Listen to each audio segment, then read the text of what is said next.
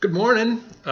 It's Wednesday morning as I record this. Pastor Greg here to kind of catch up with you and to think about looking forward to when we can come together to meet. I hope that you're doing well. I hope that you're finding the joy and excitement in the day that the Lord has made. I love that line from Psalm 118. This is the day the Lord has made. Let us rejoice and be glad in it.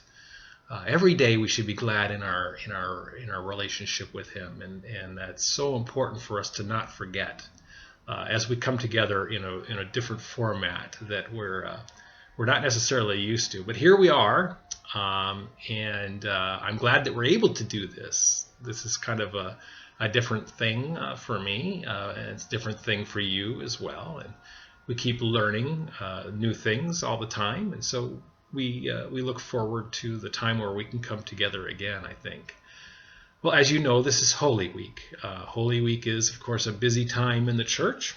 And when the church can't come together as we're separated because of the requests of our state leaders to stay at home as much as possible and to not gather in large numbers. And so we're doing that. And so just a reminder that we are still going to offer Holy Week services. So Thursday night at 7, we'll have our Maundy Thursday service. It will be a communion service. So go ahead, and if you've been doing that, great. If not, if you want to try it, go ahead, grab some bread, some grape juice, or some wine, whichever, and we will proceed through that service together. Then on Good Friday, since I've been here and since we've been able to do it, we gather around the cross and read Scripture and remember those last hours of Christ with us in His flesh. And we plan on doing that as well. So 7 o'clock, plan on joining us. Both of those will be live streamed Thursday and Friday night. And so you can join us or watch it later. Either way, really, it's up to you. That's the beauty of it. Then on Sunday morning, of course, we will come together to celebrate Easter. The Lord has risen, and the excitement of all of that's happened. But in the meantime, there's been a lot of confusion up to that point, and here we are going to celebrate it separated somehow. But just keep in mind, and I've seen a lot of this going around on social media and emails I get and all these kind of things, that just be reminded that the tomb is empty, that the Lord is with us, and that's the beauty of it. So that's kind of where I am at this moment. Judy and I were able to take a trip to Bismarck on Monday. We picked up lilies. So if you have lilies, if you ordered the lilies, they're here. We'll use them on Sunday, and then we'll put them in the entryway to the activity entry or whatever, the single door on the northwest side of the building, a northwest corner of the building. Just come and you can come and pick those up anytime after Sunday. The building's typically open Tuesday through Friday, so you can do that. So don't be afraid to do that. We're looking forward to being with you this week in those different formats, and so that's kind of what's happening here. We're just kind of learning every day, doing something different, and just remember to pray for people this week. Pray for the workers. Pray for the healthcare workers. Pray for all of our leaders, national, local, state. They're putting in a lot of extra hours and a lot of extra effort to get you information, and trust the information that you're getting as well. Don't get too far off tangent on those things, and that's what I suggest. I pretty much don't read hardly anything anymore. I stick to just the numbers, and I watch what's going on, and I trust that the Lord is doing what He is promised to do for us, and that is to be with us. So that's my ask for you for this week, is to pray for those, but also pray for pastors. Pastors are going through a lot right now. They're learning new tasks, they're learning new things. They're in much more conversation than normal.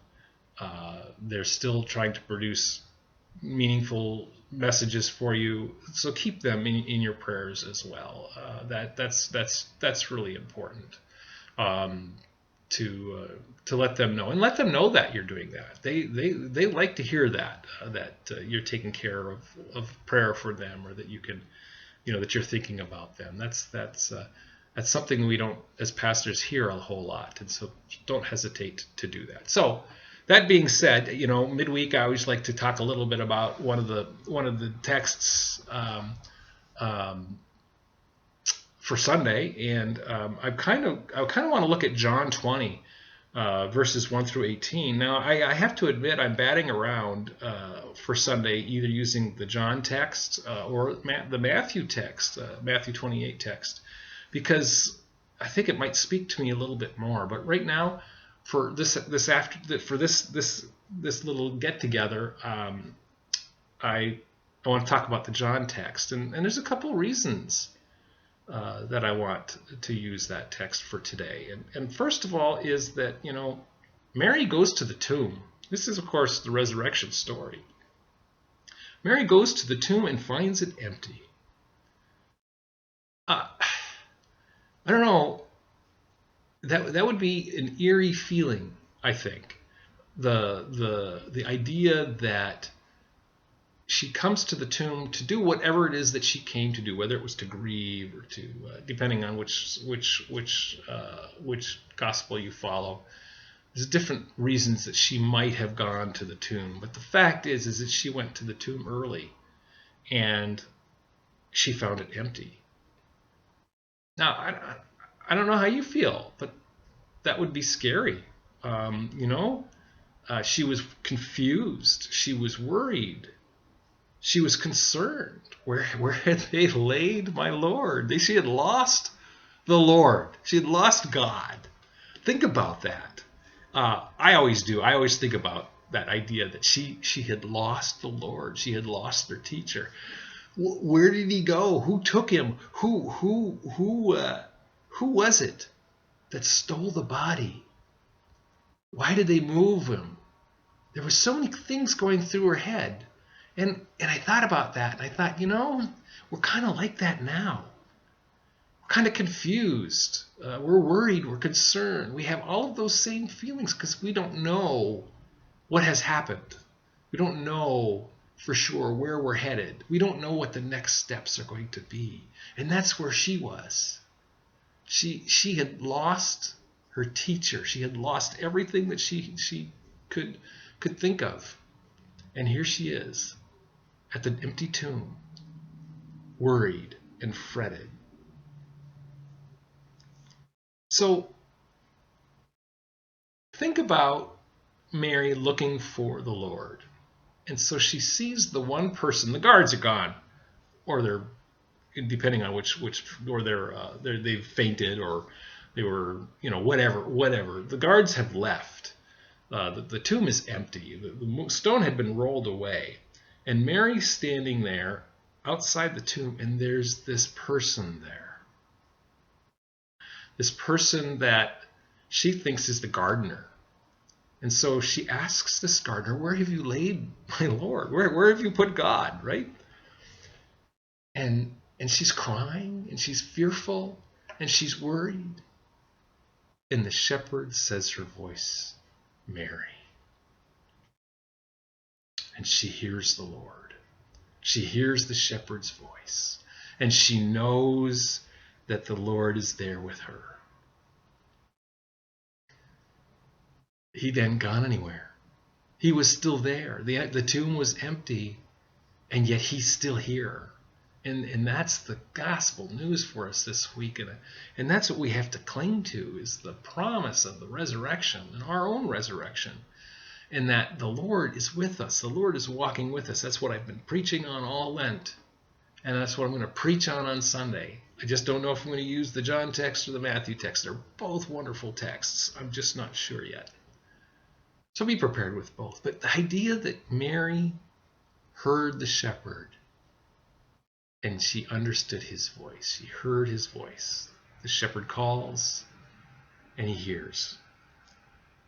and she's glad in it. But it's what she does next that's so really important, that she ran and told the others that she had found the Lord, that the Lord was alive, that the Lord is there for them. What a wonderful message. Now, of course, there's still some problematic things after that, but that's okay. For today, for this week, I want you to just focus on the idea that the Lord is with us. The tomb is empty. We're gonna celebrate Easter on Sunday, and that's just the celebration of the empty tomb, of the resurrection, of the ascension, that the Lord has done all that he's promised to do and continues to do those things that he promises. And so that's where we are on this day. That's where we should be as we worry about our lives. And that's where we should stop and sit and pray. Pray to the Lord and thank him for all that he has done for us and that all that he continues to do. I'm thankful for this medium to bring this message to you. I don't really have anything much more I could say about it, how grateful I am for that. So I'm just glad to have you here with me for these 10 or 12 minutes, and I look forward to the time where we can come together again. So continued prayers for you, and this is the day that the Lord has made, so let us rejoice and be glad in it. Amen.